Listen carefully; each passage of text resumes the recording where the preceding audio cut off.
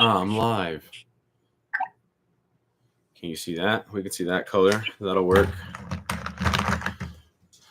How we doing, YouTube? What up? That'll work. Seeing what colors we can use today. Yep. And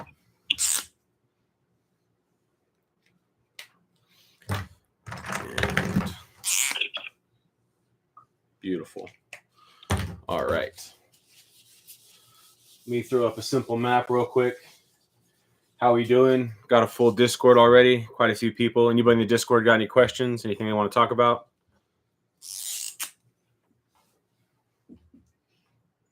Nope. No questions, I think. No questions.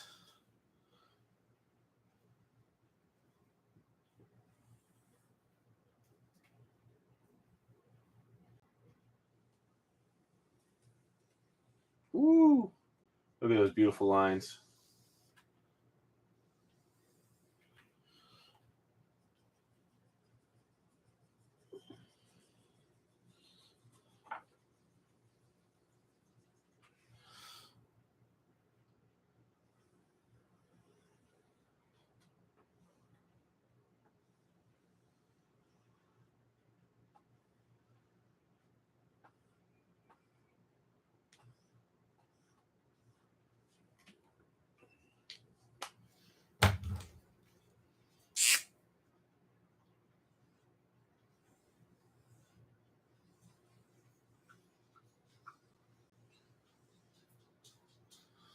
So we are doing the defense today. The situation is that a full-scale World War III has broken out due to the continued trade wars with America and China. Everybody kind of picked sides, and a hot war broke out. And after the large portion of our military forward deployed to deal with said war, a bunch of Chinese sleeper cells, like 6 months, 3 months in, I forget what I wrote down, activated and started doing sabotage. And the ones that were successful after their initial sabotage and whatnot formed together, and they've been living in outposts, kind of like oh my goodness, this is escaping me right now. Patrol bases, right? Patrol bases out in the American countryside, and they will organize larger scale raids or kind of drive around and try to find soft targets and do death squads, or find other soft targets for our supply lines in order to do continued sabotages. So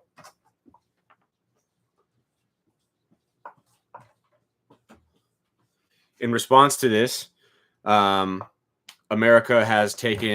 the federal government has taken great steps to federalize all of the local militias and fill in the details on your own. They activated all the local recruiting stations. They sent an infantry NCO to each recruiting station. They had the local militia leaders go there, and then that NCO would host basic training situation for them, check standards for weapons and marksmanship and fitness, get guys squared away and organized, and then plugged into the federal government so the federal government can get those people tasked out to handle missions they need in their local areas where they live. So you and your men in this local area, many of you residing in this small subdivision down here, have been tasked with ultimately defending this main MSR, this interstate right here that drives along adjacent to your neighborhood. You're a pretty rural area other than your subdivision. Excuse me. So other than this, this is a new developing area. Other than this one subdivision that's been developed, there's no other large metropolitan or urban areas out here. It's largely just out in the sticks. We do have one piece of elevation. It's not a full-size mountain or anything, but it's a good-sized little hill. You have a platoon, so that's 3 squads. Each squad has 3 teams. Each team has 4 individuals. Due to logistical constraints of trying to mass produce and forward deploy those military grade weapon systems, and America having a robust Second Amendment culture, the government is cashing in on that, and they are not issuing any logistical supplies to us. They are rather having the civilian population arm and equip itself. So we don't have any sort of grenades or rockets or belt feds. We just have we'll just assume everybody's got the best, everything they need. We knew, we've been training together. We're all certified. We cashed in our fucking stock market accounts to be able to buy shit. Grandma bought a shit with her savings account, whatever, et cetera, right? So we're all locked in. Everybody's squared away. We got what we need. Excuse the dogs. That being the situation, who would like to go first? Oh, quick caveat. While we are going to defend this road and can utilize obstacles in the roadway, we have to be able to, within an afternoon, make it usable for friendly forces. So if we get a radio in that there's going to be an American convoy through here, we have to be able to clear out these obstacles ourselves in a timely manner. So we can't blow the roadway or do anything super destructive or preventative in that nature. But we can, sea wire, logs, whatever, et cetera, stuff that can be moved, we can put there as well. Anybody have any questions? Played before. I highly recommend it if you haven't played.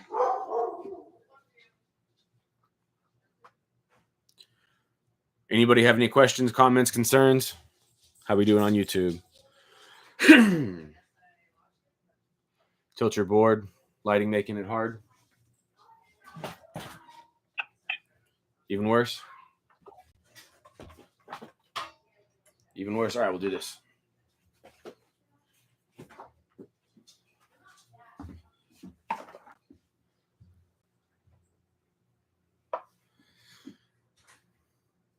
Okie doke.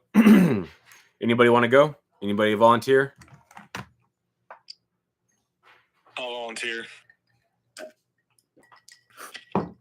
All right, Honey Badger. So your first task, right? You have a full platoon. So that's, as I said, 3 squads. Each squad has 3 4-man teams plus a squad leader. And then you as well are a platoon leader. And then you have like a radio man and a medic attached to you as well. So a little small like leadership at the platoon level fire team.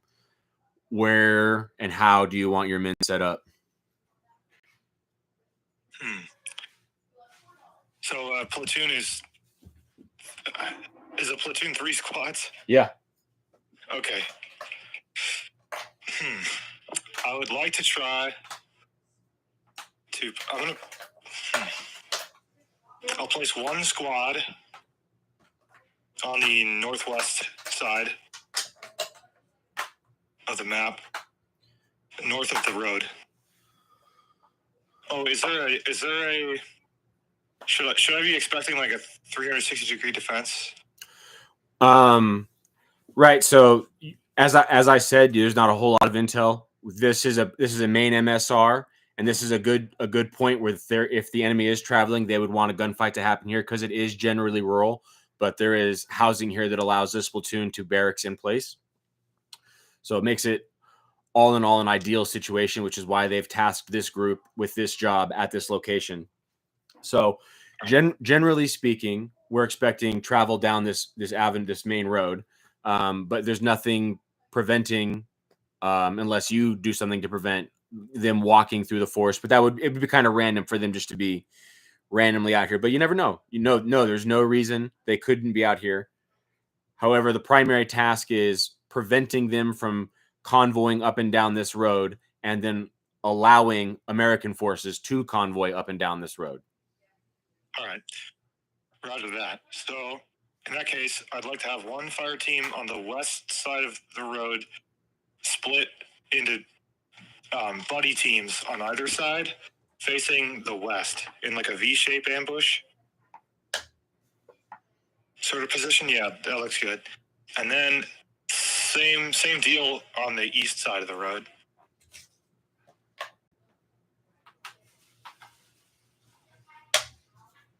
Yep.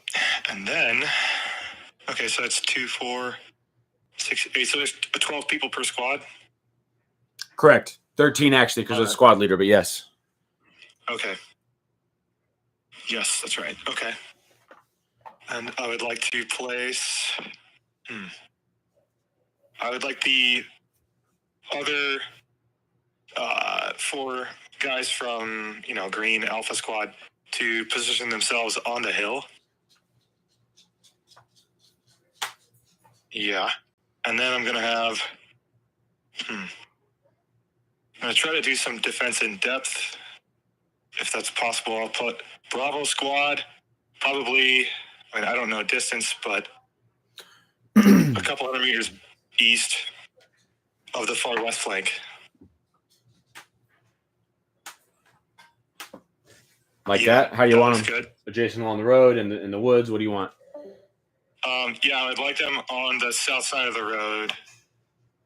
I'm going to leave them like that. That looks good. Well, I'll put, actually, no, crossing the road's a problem. So I'll keep them all on, I'm going to keep them all on the south side. And then, let's see. I'm going to place Charlie squad. I'd like to break them up. Thinking. Choices, decisions. I'll place them on the north side of the road on the east. North side of the road on the east? Yeah. Up here like this? Yeah.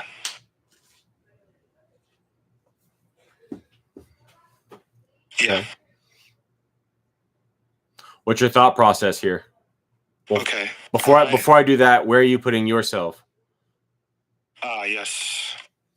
On Bravo squad on the west side. Oh, Bravo squad, left side. So, yeah. Well, I'm thinking that first of all, the squad that's on the hill has better lines of sight with height. So they might be able to see something earlier from there. Yep. But with this road, I guess the idea is just that if they make contact, the initial force is pretty small, but then they can fall back into sort of lure the enemy into my friendlies, if that's possible. Okay. So you're going to try to initiate contact with these lead fire teams on the extreme edges, and then have them pull back into your two ambush zones you're kind of setting up here? Yeah, so actually, now that I'm really thinking about it, I should have units on either side of the road for both of these squads that are farther back. So Bravo and Charlie are both on one side of the road, and I should move like one of those fire teams to the other side of the road. Okay, so where do you want them? Yeah, so the Bravo team on the west end, that fire team should be on the other side of the road. And no. I was thinking of putting like 4 of those guys out of the 12. Yeah, and then doing the same thing with Charlie. Yeah. What do you want like this? Yeah, that's good. And then, fuck. Why are you doing that? Well, I want to create more angles of fire on any target that's traversing the road. So, okay, maybe they're not in the best spot. I should just have them parallel. I think you're trying to do too much. You got excited because you had 3 squads. Yeah. Okay. You have 3 squads because you have a large task. You have a task that would be unreasonable to assign 12 dudes to do. So this thought process, but do it with all your guys. You're in it, your head's in the right space, but just do it one big one. Gotcha. All right. Then in that case, I'm gonna have Bravo team on the south side of the road, where they are on the west, in one line, and then Charlie team supporting them on the west side. I'm going to move them all the way over. And have them, on the other side of the road. But I want to deconflict fires, so... What are you trying to do? Does it have a name? You trying to set up an L-shaped ambush, perhaps? I mean, yes, but no, because I want, like if I could concentrate my fire teams and Charlie team so that they're closer together than Bravo, which are stretched along the road, I would do that. Yeah, you can do whatever. I'll do that. Something probably like this. That's right.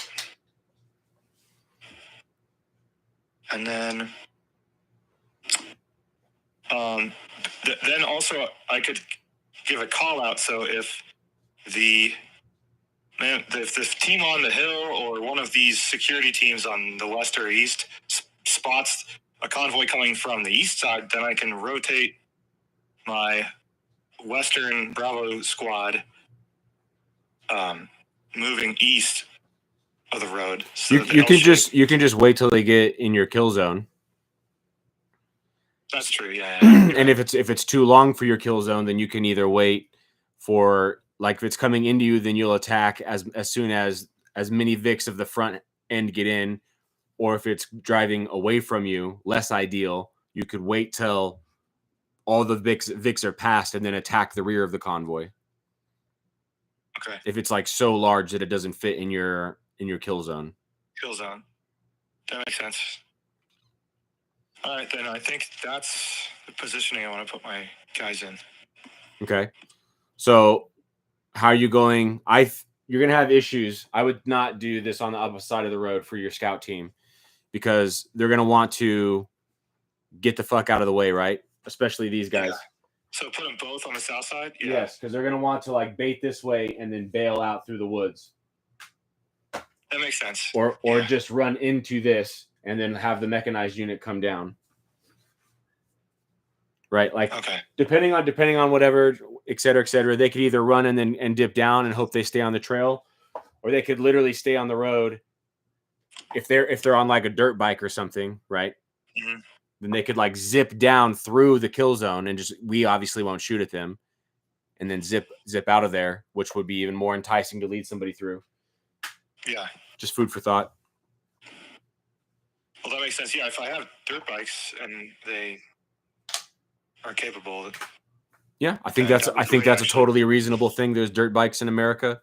I'm sure you could find two dudes that knew how to ride it or could learn how to ride it in a day or two. Mm-hmm. Yeah, and then if they spot something big enough, or they spot the enemy, then like you said, they drive east and lure them into the L shape. And yeah,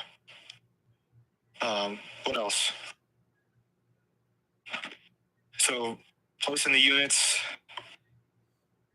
I feel like I'm missing something, but yeah, that's what I've got. Oh yeah, the other side too. You want to do like same thing over here? Yes. And they could do the same thing, hop on their dirt bikes and rip down this way, leading the convoy into our kill zone that direction. Mm-hmm. What's popping? What up? And you were not completely wrong with the thought of creating alternative and a tertiary fighting positions, right? Which is absolutely a principle of the defense. So you have your primary defensive position, and then you have an alternate defensive position, which is typically the like enemy's next most likely way to attack you. And then you could have a supplementary, which would be like a fallback or something along those lines. Mm-hmm. So if you did have an idea, something along those lines you wanted to do, that's absolutely acceptable. Okay, so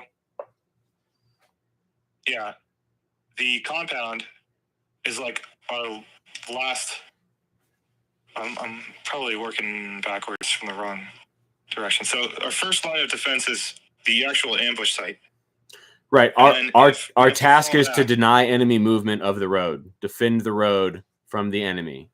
We also obviously don't want our homes to burn down, but the actual task we have is the road. Yeah, so I would say if we break contact, then, or I should say, if the initial position is overrun at the ambush, then all the Bravo and Charlie teams are going to traverse south to the compound for their second line of defense. Okay. And then if that's overrun, then what's in this compound? south of the. Yeah, this is just like a subdivision, just housing, standard American housing. And there's a lot of people who can get caught in the crossfire there. Sure. So, I guess in that case, I would prefer to make it the hill. Okay. So if the ambush side is overrun and we have to break contact, then we're gonna fall back to like the southeast side of the hill. Right? Yeah, like over there, exactly.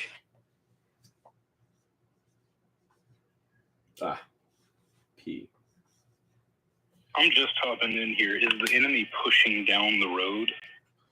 Well, I don't know where they're coming from, but yeah, the enemy's most likely course of action is just to be traversing down this road because they're trying to travel, and hopefully they're not even aware of us. Well, if they're not even aware, then why don't you just let them through? Because our task is to deny the enemy movement on this road, but allow not to destroy it, to allow friendly forces to maneuver on it. Best course of action would just to be drop trees and then cut those trees up and move them out of the way so that you can make an ambush. Because cutting up trees is super fast and easy. You can move I prefer 15 minutes. Yeah, I like that idea. I'd prefer to pre-stage a tree, actually. Yeah, we can do obstacles. That's absolutely part of the defense. Funneling, delaying. So it's obstacles. What do you want to do?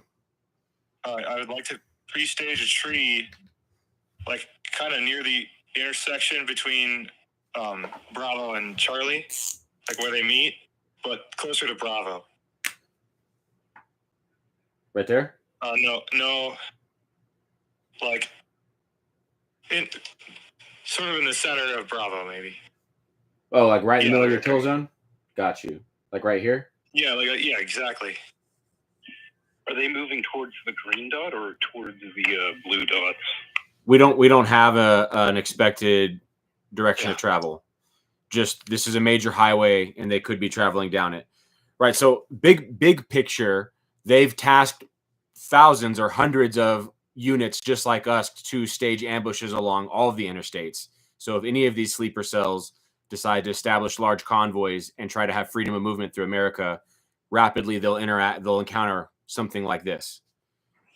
So this is our little piece of the puzzle that we're taking care of.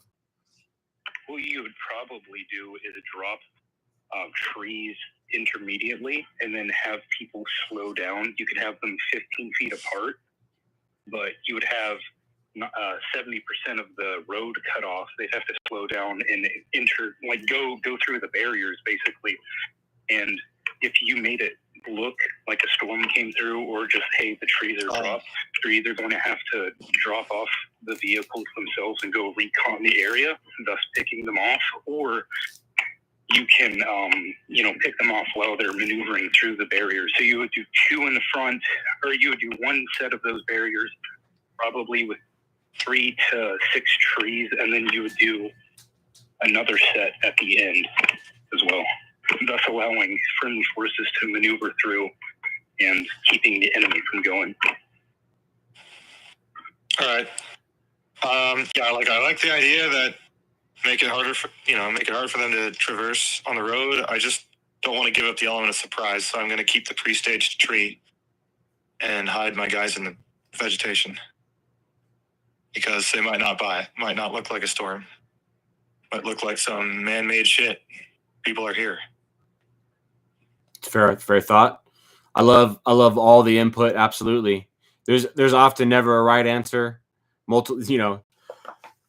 I think both those plans sound great. I think there's nothing wrong with either one. So you're gonna roll with this? Yeah, and then there's. Do you want to lay any other obstacles anywhere? So I'm thinking about if there's separated convoys, if there's like one that rolls through and then we hit them, and then the second one rolls up and sees a convoy that's been hit. What's their standard procedure? They might rush in to try to save them if their friends bleeding out in the road. If they think that we're gone, then I would want to set up another ambush that's farther west of the initial site.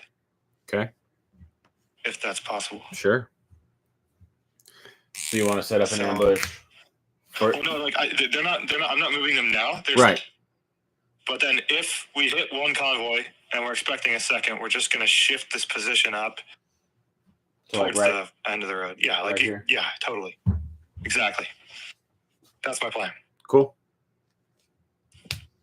Are you assuming the enemy will be tracking radio transmissions? Yeah, it's not an unreasonable thought that they could do that, because that's a thing anybody can make happen. What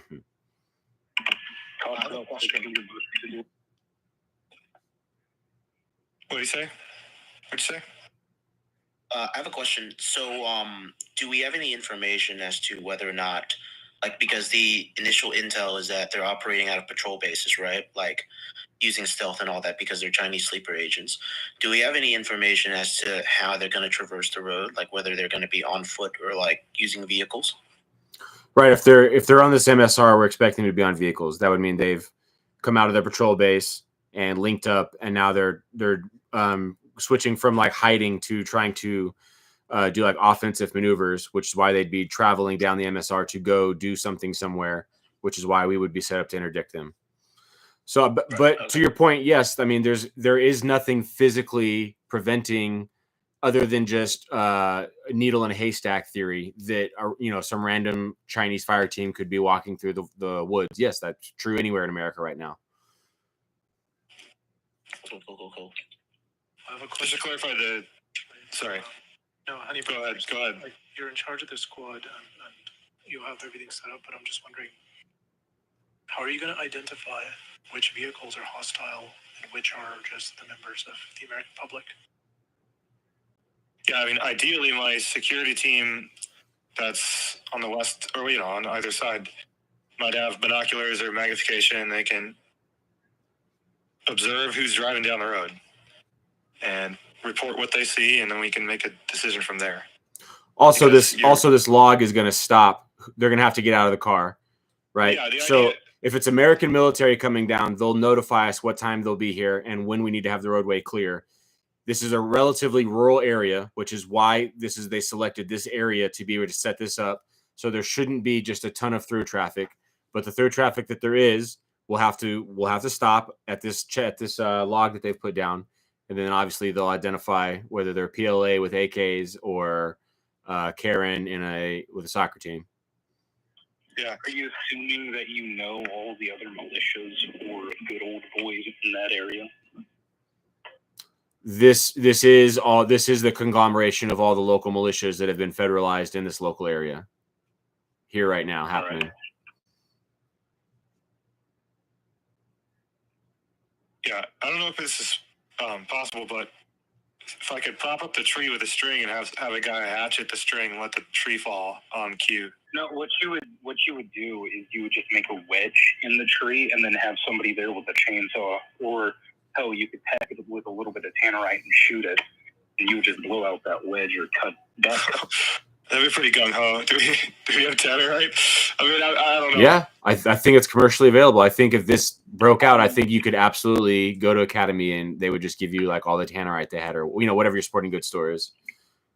All right, so I think that if I cut out a wedge and then put the wedge back in, while I've got guys holding up the tree. Well, you probably don't know a whole lot about cutting trees, which I kind of sounds like. That's fair. If you cut a wedge, you can, as long as there's no strong winds, you can cut a wedge. You can cut 80%-ish, 75 to 80% into the tree, wedge that out. I don't know if my mic's terrible or not. No, I can kind of hear you. 70-80% of the wedge, 70-80% into the tree. Yeah, and then you without it falling, and then you just do a simple back cut. It takes probably 20 seconds to start up the chainsaw. If you're really bad at it, it would take less than that. But yeah, you start it up, you cut into the back of it, and it will drop wherever that wedge is placed. As long as branches are facing towards it and other stuff, you could put a rope on it, but most of the ropes that size are very colorful.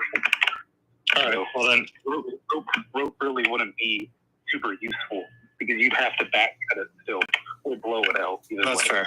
I hear you. Yeah. Okay. In that case, I'll pack some tannerite in there and then throw some pine needles around it and make it look normal. I don't know. Less suspicious. Pine tree, you can just take the bark off and make it look like it's a full tree. Or you can just put, if you're in, the South, you can put palmetto branches or whatever around it. It's because you're going to be cutting it kind of low. You're not going to be cutting it 4 feet high, right? You're going to be cutting it 3 feet or less.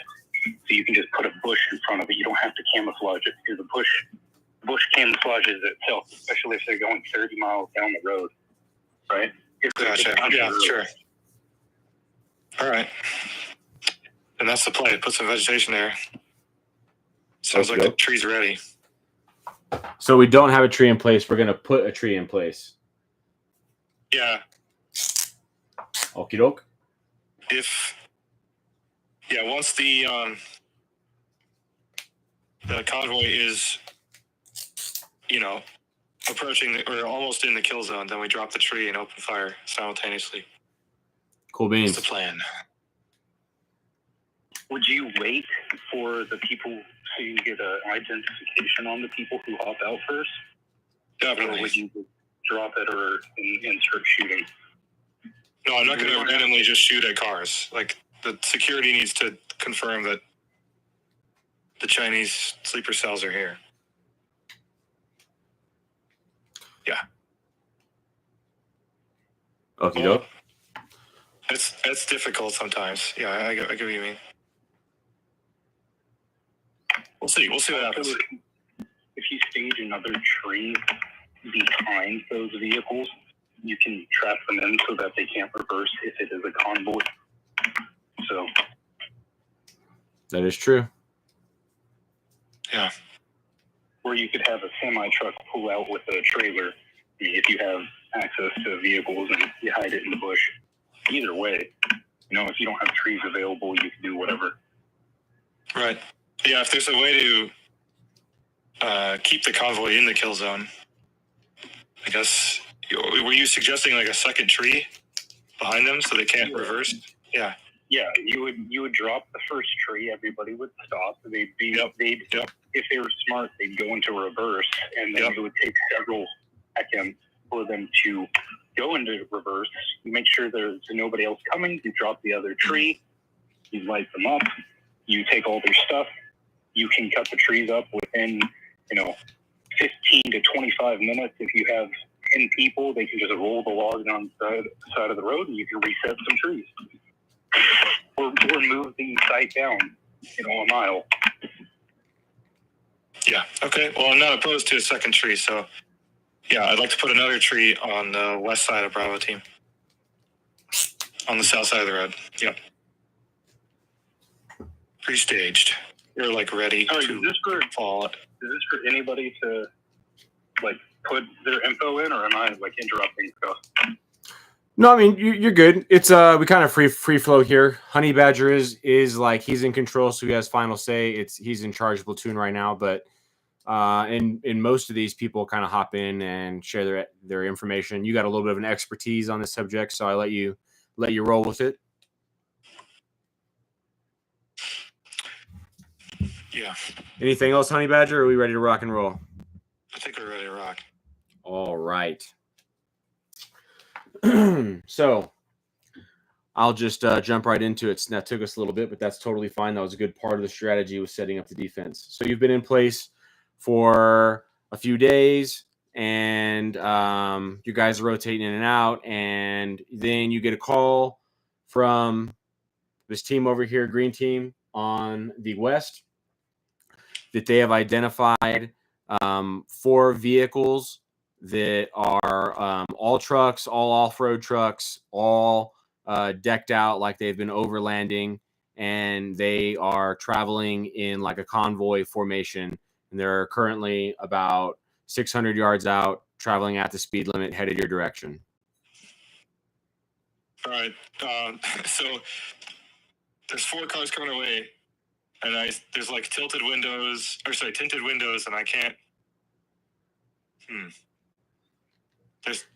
There's civilian available trucks. There's not like We Are China Army painted on them, but there's four trucks, all 4-wheel drive, all driving together, all with like military grade totes strapped down on the top and like gas cans, and the beds are full and shit like that. Yeah. All right. I'll tell the men to get ready. Okay. So And stand 2, everybody rushes have to their the positions. Security team hop on the motorbikes and drive east. Try to lure them in. Okay. So everybody stands 2, they rush out, take their positions. Team gets on their motorbikes. Just as they're about to enter the map, they hop on their motorbikes and jet down. When they start to do that, the 3-vehicle convoy accelerates in an attempt to catch up to them. Oh, yeah. Motorbike speeds all the way through the kill zone. 3 vehicles enter the map. All right. I'm going to drop I'd try to drop the tree earlier rather than later. So, like, right there is good. Okay, you try to drop the tree. Tree fail. Shoot. Open fire. All Vics speed up. They hit the gas. Second Vic peels off. First Vic breaks through the line, breaks out on the second one. Second Vic continues to pull, breaks off on the sideway. Dismounts.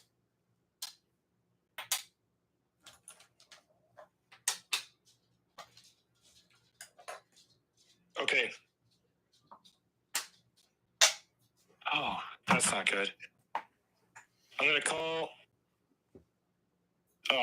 my Bravo team to cross the road north and then have this is kind of crazy, but Charlie team sandwich, so I'm going to have them move south. Oh, fuck, the noise. You can't move without fire. Tell me, Fire, green, black, blue. So right now you opened up, right? To clarify, you opened up, heavy fire. Yeah. These guys are pinned. This whole vehicle is KIA. They all died. You have multiple KIA from this vehicle. This vehicle that broke through did dismount just about an entire fire team plus from it. And you have like a fire team minus pinned down here next to the vehicle in the brush under heavy contact. All right, so I'm gonna have there's a Charlie fire team in the center of the map, right? Right on here? The road here. Right here? This is your dirt bike guys. One fire team, yes. Pulled off the side of the road. That's right. Okay. I'm going to have my Bravo team, those 2 fire teams that are on the west side, will cross the road north. And then try to get online. And I'm going to I know this is a gamble, but I'm going to order Bravo fire teams that are on the north side of the road to move south. Because I'm thinking that, the enemies on the right are going to maneuver up north and west and try to, so if I can pin down the western hostiles, and then have them move across the road, that would be ideal, I think. Okay. I'll go for that. You do this maneuver. You take one friendly KIA right here as they prep to cross the road. Mm-hmm. These guys get online, sweep through and eliminate this fire team. And you now have lost visual contact, but this team is off in the brush somewhere. The team plus. All right. So those big red dots are vehicles? Yes. And they're pretty much empty? Correct. All right.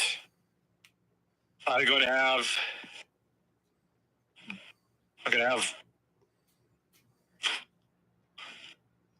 Bravo team move north, and then Charlie team traverse along the road east. And, so you want black team north like this, and blue team along the road? Yeah, I want Bravo. Yes, and I would like to revise Bravo team to move northeast. In pursuit? So no, that's Charlie. Or that's Charlie. Yeah. So I'm exiting vegetation here, I believe. Yeah, it's not so That's thick. fine. It's not so thick. Instead of having like a bunch of underbrush along with trees, now it's just kind of just big trees. Okay, and then I'll have, if I see nothing, then I'll have Charlie cross the road and meet up on. Well, fuck. No. Objective is to defend the road. I'm not going to go on a wild goose chase. I'm going to. They're staying there. They're moving up, and then they're staying there. If they don't see anything, Form like a online blocking position. yeah, that sounds good. Yeah. So you've kind of created like a secondary L-shaped ambush here. That's right. Okay. And then I'm going to move. I've got a security element on the east. Correct. And the guys on the motorbikes. Correct. And I'm going to have them move west to the end of the road. I'm just going to gamble it. Yeah. Actually, that's fine. Yeah. Okay. You stay. Just to clarify, you said that the fire team that bailed out of the front vehicle, they moved northeast and we lost them. Right. So we don't know where they're at. They disappeared. Okay. There's about 6 guys.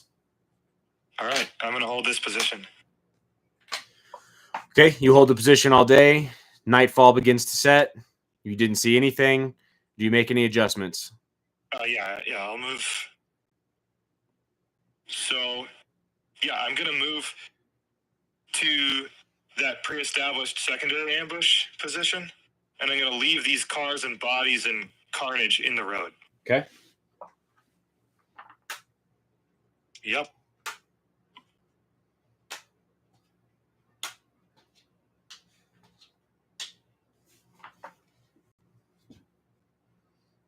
Yeah, and then... Okay, and then the other thing is that my new fallback point is kind of far over on the hill, and I might have to make it on the complex, even though... Okay.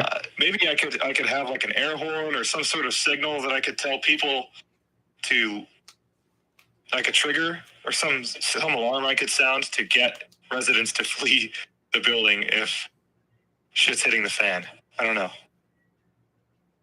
And then I can make the complex fallback point. Okay, sure. We can run with that. It's kind of, yeah. If that's what you want to do. That's how you want to roll. All right.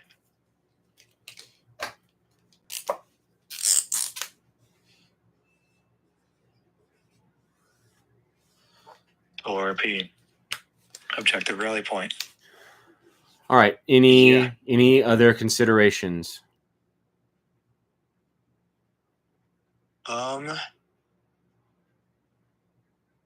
Well, it only obstacles, but I'm not gonna have those this time. You do have this one tree still that you never tried to blow, and you could go assess that secondary tree or whatever and attempt to do it again, or whatever you want to do. I mean, you're in charge here.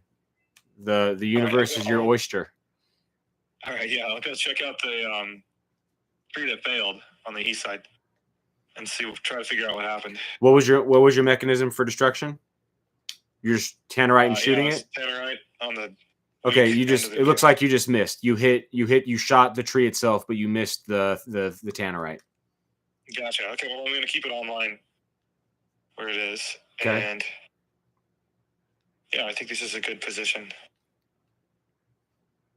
I have an overall analysis paralysis problem sometimes, but I think this is good. Okay. Yeah, I'm going to go for it. All right, night falls, and it time goes on. It's now right about midnight. Nothing's happened. Do you make any changes, any considerations?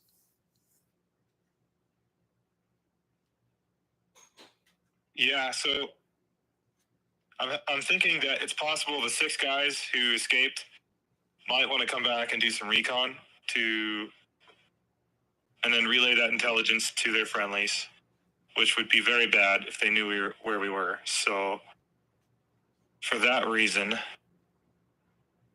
I would actually like to just send my 2-man team on the hill to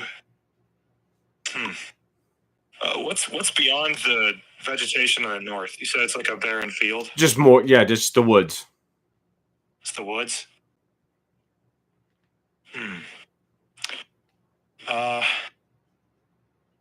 No, you know what?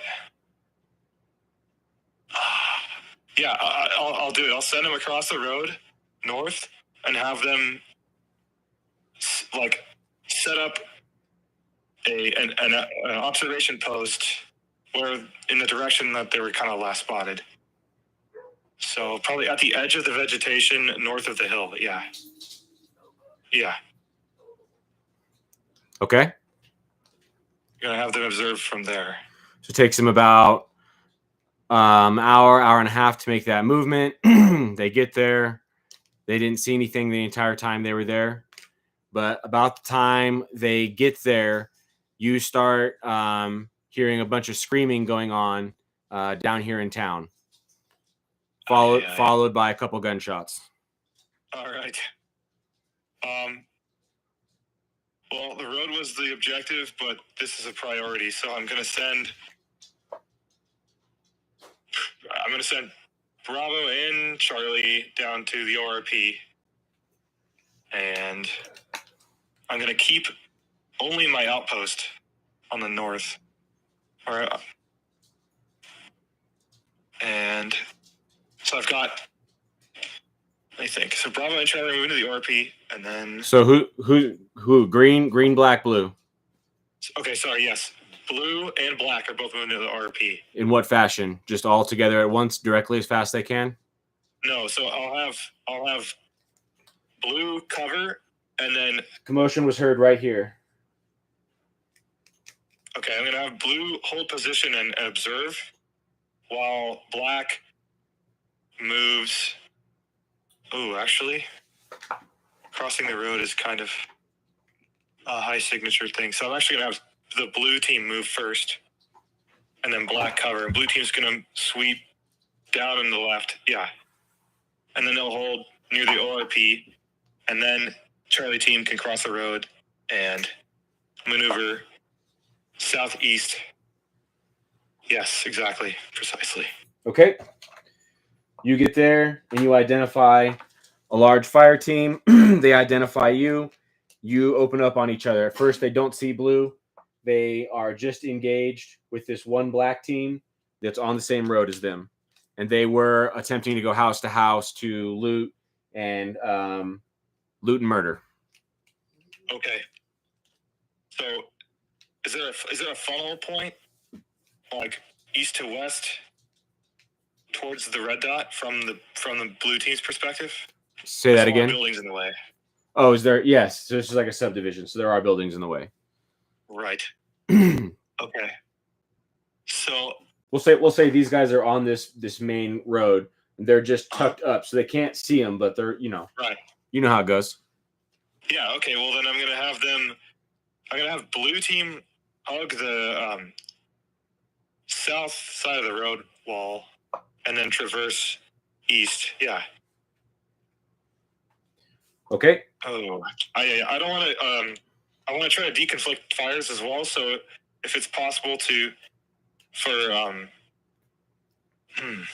yeah, you're gonna have to deconflict like this, and this is urban fighting. This is urban fighting, right? You might have a gunfight on one street, and there is nothing but buildings separating you and another friendly squad from those fires or whatever.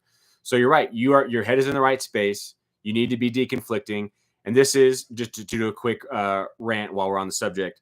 This is when stuff like unit identification matters way more than camouflage. This is when you'll like literally crack a chem light and throw it in your hat, your boonie, or your helmet strap or whatever. Or you'll want everybody to be wearing long sleeve black, even though that doesn't blend in well. Exactly. It's not an orange signature, but if I'm looking through NVGs, I can tell, oh, that's a dude in a plate carrier with a black long sleeve t-shirt on. That means he's my guy because no one else is going to be wearing that right now. Whatever, armbands, all the ridiculous shit you see from all the footage or have experienced yourself, shit like this is why. Because a lot more than trying to hide from the enemy, I want to fucking know who he is and who are my guys. But just over the radio, you could say, "Hey, we're coming up around the south side. We're about to crest right now. Hold your fires. We're going to hit them from the back." And then they would hold their fires. right. You could pop out, take your shots. So we'll say you do that. You deconflict it, Okay. and you're able to. You maneuvered well on the enemy, and you eliminated the last of that team. So we'll go ahead and I'll let you do follow-ons, and then we'll index after that. So what after actions would you like to do from this point? First of all, clear the debris in the road. Okay. Well, I mean, actually, sorry. Priority number one is assess the situation in the buildings and take account. I can't remember the acronym, but you figure out bullets, beans, casualties, bruises, or whatever it is. There's like a bunch of B's. You mentioned it in one of your videos, and I can't recall offhand. No, you're good. Yeah, we'll go over ACE report is another one. ACE L, Okay.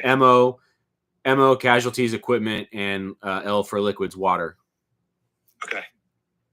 Yeah. Figure out the situation, the resources, and damage, and all that. And Okay. then after that's done, move the cars off the road so that friendly forces can actually use it. And clean it up. And then I've got radios. I could try to get on radio and communicate with whichever friendlies are nearby about what happened to give them a sit rep. Sure, pass it up to higher. And yeah, and I mean, yeah, I assume we would get back into position and cover the road. Yeah, absolutely. Reestablish the defense. Yeah, good job, man. So, little after action report. Yeah, what can I do better? Yeah, so the anytime you form a complication with a plan, you cause a failure point, right? I'm typically pretty nice. I kind of was a little mean to you on this one. I didn't let your tree fall, but I just wanted to have that as a teaching point. That's great. Anytime you're complicating the plan, you're introducing a failure point, which is why the military has the acronym "Keep It Simple, Stupid" KISS. Also, though, I understand you're gaining something from that complication, right? You're hoping to gain an element of surprise by creating that complication. So I'm not understanding where you're coming from, and in the real world, Met TC situation dictate yada yada yada. But just so you understand, you want to minimize if you're going to choose to make a complication, it should be for a good reason, right? Because that you're introducing a failure point into your plan. Yeah. But I don't think there's anything wrong with that decision. I'm not trying to hose it too much. And when you moved this team off the hill, right? So first of all, you didn't set up any sort of a dedicated overwatch. This team was kind of serving. I was going to allow them to serve as an overwatch on those vehicles after the initial attack, even though you didn't necessarily assign that to them. And then when you selected this team to be the team to move, which I think it was good to do some sort of a security patrol, but I would have left my Overwatch team in place. So when you moved them, if I was those Chinese soldiers, what I would have done is come up back through here through this thick vegetation in the dead of night, like 2 or 3 o'clock in the morning, tried to see if anybody was fucking asleep on post or whatever, get up into my gear and get whatever I needed out of it or destroy whatever I needed destroyed. And then if the opportunity presented itself, like I saw somebody sleep on post or I see the primary post that can detect me break down and then be busy crossing a danger area and all that. Well, at that same time, now I can cross this danger area because I'm being unwatched and get to the soft target in the town. Oh, yeah, that's a good point. All right, so it sounds like security elements are a priority and they move last, basically. Yes. And security patrols are an integral part of the defense. In general, having like a fire team or a fire team plus do a little like patrol your flanks, patrol your area, et cetera, et cetera. I think. Yeah, so maybe it'd be a better idea to send like a fire team from my assault element to set up an OP if I wanted to still do the OP. Yes, absolutely. And then even have a fire team, like instead of just 4 guys on the hill, like you're saying, that's not enough. Have a whole 8 guys on the hill that can be, like you said, an Overwatch element. Overwatch, even like support by fire, depending on what kind of weapon systems they have. If you have like a bunch of long range shooters with squared away stuff, that could be a good support by fire position. And then that way they're flexible and they can provide covering fire for the ORP that I established too. Like if shit really hits the fan, those guys are already there ready to lay down some lead and cover my guys as they're moving to the ORP. Yes, sir. Yes, sir. Makes sense. All right, brother. That's all I have off the top of my head. Anybody else have any questions or comments about this or anything else at large? I have a question. Say I'm a guy in Honey Badger squad, and we've been fighting for more than 48 hours. I'm getting really tired. I can't function. Is there any considerations that the leader should do with like moving squads or rotating guys, getting them rest? Yeah. So in the in the defense, you can dictate by percentage, right? So it's all based off assuming you have a 4-man fire team, and so you can go to 25%, which means one guy out of every fire team is awake, so the other 3 can rest, and then it's his job to wake everybody up. Like if something happens, they notify everybody to wake. He notifies everybody's fire team to wake up. And typically fighting holes are going to be 2-man fighting holes. So that means every other fighting hole will have somebody awake in it. And that's like it's just Tuesday. We're stuck in the defense for 2 months. Nothing special is going on. You're at 25% is the standard around the clock, right? So the other 3 dudes can watch anime, read comic books, jerk off, take a nap, eat food, whatever. Now that one guy is like locked in. He's like looking for the enemy to come up. He's on watch right now. And then obviously you can stand up to 50%, which means every fighting hole has somebody awake. So all he has to do to wake up is just go, hey, get up. He doesn't have to like get out of his fighting hole, throw a rock or anything.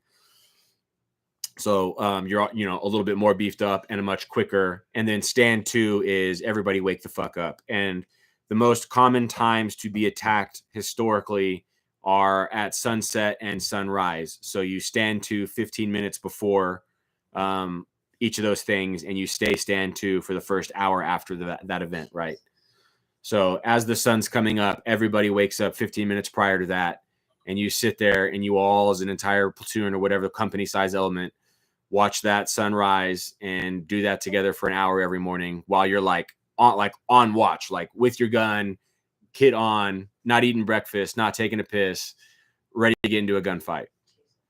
And that's just like professional way. the standard operating procedure every single day while you're in the defense. And then if anything happens, you can bump that up. Hey, we've spotted something we thought could be an enemy area, so we're doing 50% activity stand all day, right? So instead of 25%, we're at 50%. So you now have half of your free time taken away from you for that whole day or that whole week or whatever the calls for it. Or you could get called stand 2 for no reason a bunch and have to stay frosty each time. It is what it is.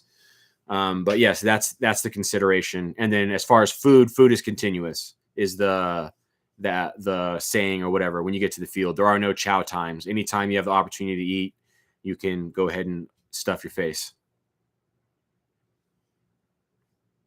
Solid. Yeah, that makes sense. What are some standard procedures for if you're really spread thin, and what are like the first priorities? So like, let's say I only had 2 fire teams, I meant 2 squads, and I wanted to, after ambush situation happens, and I'm trying to allocate my men. What are my priorities with 2 squads rather than 3? Yeah, probably slim down security, slim down support. Okay. Support by fire. Yeah, so you had the L of the L-shape ambush could just be 1 or 2 teams, and then your security could just be 1 outpost up here. That 8-man could drop down to 3-man, could drop down to a 2-man, right? Depending on how down bad we get. And then if you get so bad, numbers-wise in the defense, where you're not able to have an actual stand-up fight, right? You actually are less than 30% of what you think that advancing force is going to be. Then you would switch into like a harassing and a delaying force, where you'd still be attempting to accomplish your greater intent, but instead of stopping them in their tracks right here, you're like, over 3 days and 100 miles, we're going to cause them such havoc that they're unable to continue their mission. Makes sense. Solid.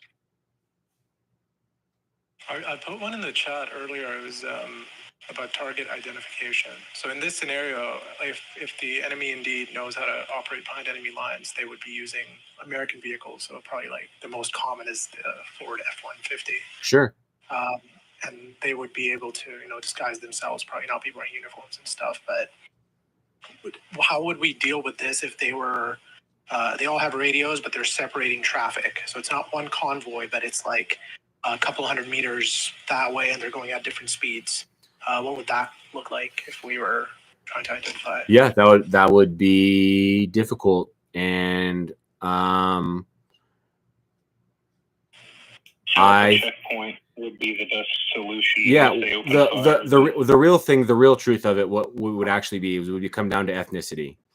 The unfortunate truth, and maybe I'm a YouTube asshole for saying this out loud right now when it's not happening, but if any nation starts fighting any other nation, and there's any sort of sleeper cell or terrorism at the homeland, whoever is that ethnicity is like big question. I mean, look what happened in World War II. How do we treat Japanese Americans?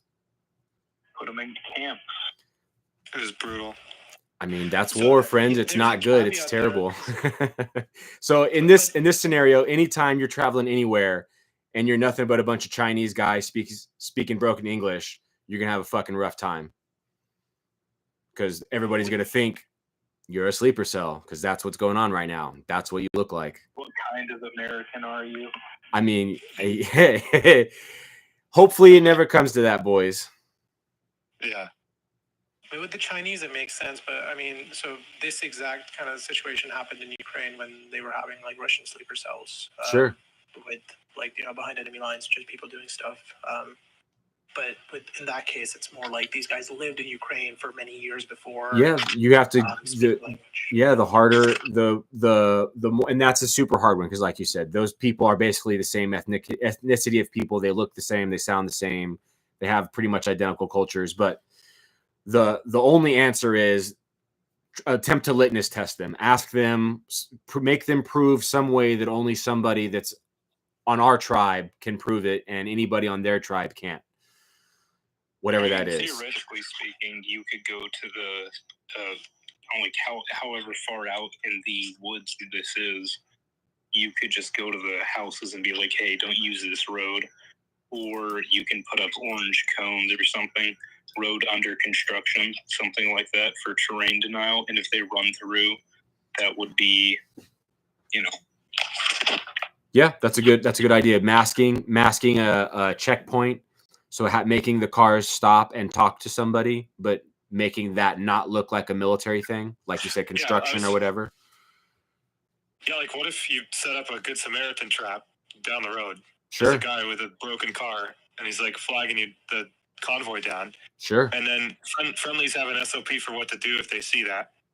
And then maybe the guy who's down the road, the Good Samaritan, he can maybe you're saying, throwing things, cloth out the window or holding a flag of some sort, provide some visual indicator to friendlies behind that are observing that these are hostiles. Or maybe there's a better way to signal that, but no, your head is absolutely in the right window. The standard way is to hang something out driver's side window, because every car is going to have a driver. So you hang whatever the color or the item or the logo or whatever the fuck you need to off the driver's side, out driver's side window, is the pretty industry-wide standard.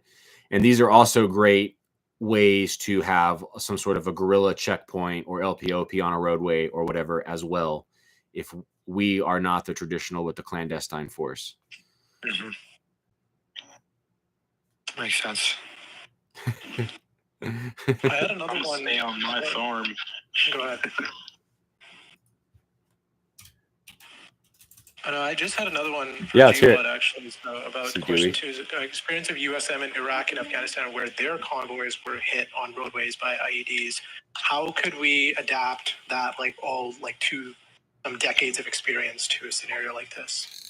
Where we would want to implant IEDs on them?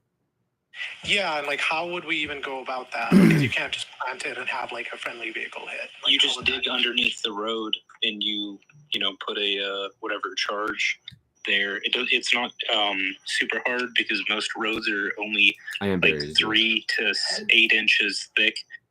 Because you have to think about weight distribution on semi trucks and stuff. You're not digging underneath the airport runway, because those are about 12 to 18 inches thick.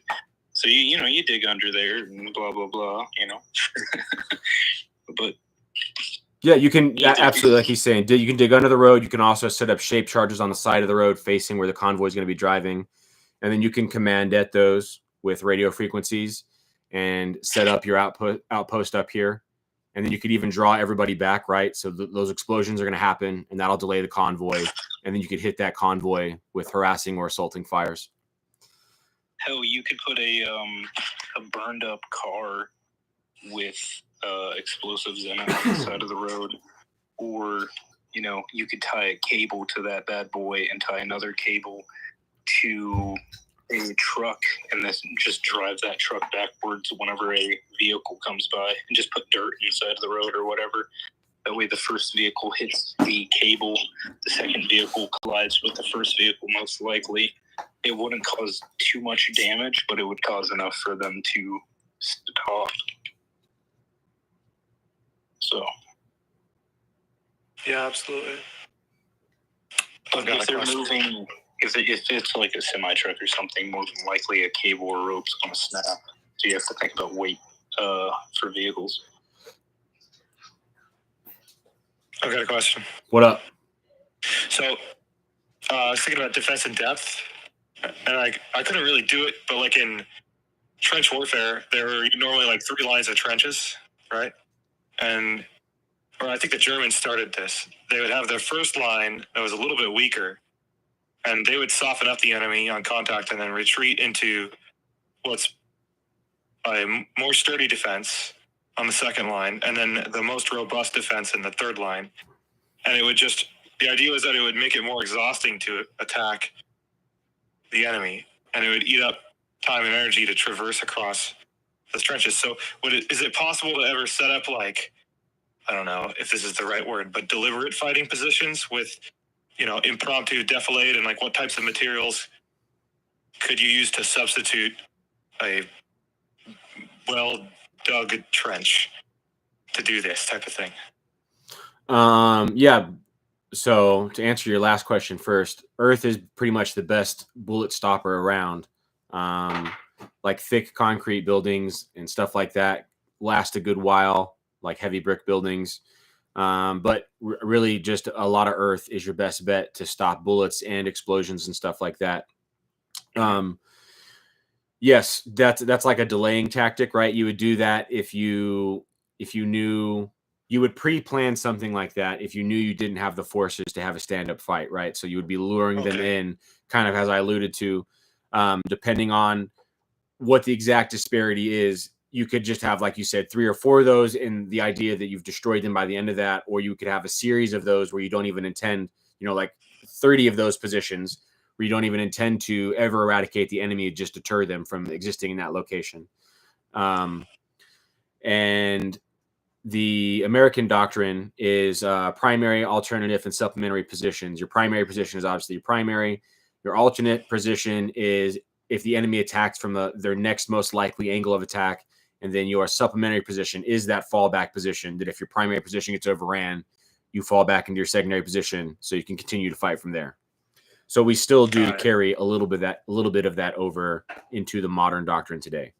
And if you're in a Met TC situation that calls for that, that's good to go.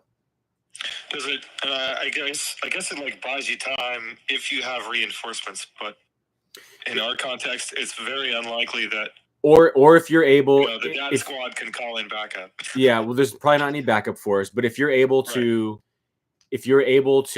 establish multiple kill zones, and then you can traverse that area rapidly because you know it, or you have a little hidey hole or whatever, and then it's going to take the enemy longer, right? So, like, if you let me put it this way. Here's another reason you would do it. Is if you had limited range, right? Like, so all we have is small arms, so we're only going to be able to decisively engage the enemy for 300 meters. So we could have one kill zone from 300 to 100 meters away. So once they get to 100 meters away, we retreat, assuming they're going to follow us, but we retreat back to another position, which has another 300 meters away. So we open up fire again. And then when they get within another 100 meters, so on and so forth, the whole goal being to continually have them chew through our fires, since we can't start shooting them 1,000 yards away or whatever the case is. Yeah. Would be like another reason to do that sort of strategy. So if you had terrain that was slightly difficult, right? Like going uphill. Canyon. So if you could Yeah, draw them going into uphill. fighting up here, and then you have multiple positions up the hill, and you know where the position's at, and you know the trail to get to, but they are like online buddy rushing up this fucking hill, which is difficult to do. And you just, every time they get close, you just pop back and you're able to do that through like covered and concealed positions or whatever. That absolutely would be money. Makes sense. Solid.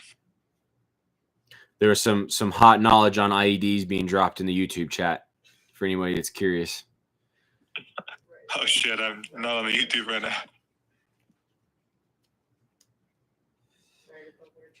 Uh-huh. Anybody else have any other questions, comments, concerns about this, or just literally anything? Fun fact, if you ever have people on your property and you've collected up a bunch of poison ivy, or better yet, mango branches, you can burn those, and the smoke, if it gets on their skin, will cause like within a couple of minutes, blisters, and if it gets into their lungs, it'll close their esophagus. Oh, so it's mustard gas. It's natural mustard gas. It's natural mustard gas for the most part. Moonflowers too. Moonflowers too? Nose, face, everything. Mango branches? Mango. Can cause you to go delirious. And if you burn them, the smoke does that to you too? My girl is saying moonflowers will fuck you up if you smoke them out as well. They make you delirious. I'm back. Damn, she's lethal. Yeah, mango branches and poison ivy, or oak. Either way. That's what you get for getting with the goth girl, I guess. Yeah. All right, boys. Anything else? That was awesome information, brother. Yeah, thanks. Hey, I just want to test my microphone. You sound good, brother. Loud and Thanks. clear. Yes, sir. Anybody That's all I else? got. Going once, going twice. All right, fellas. I appreciate y'all. It was a good one. I'll see y'all next week. Same place, same time. Radical. Still up? Thanks, GWOT. Later. Everyone exits out so fast.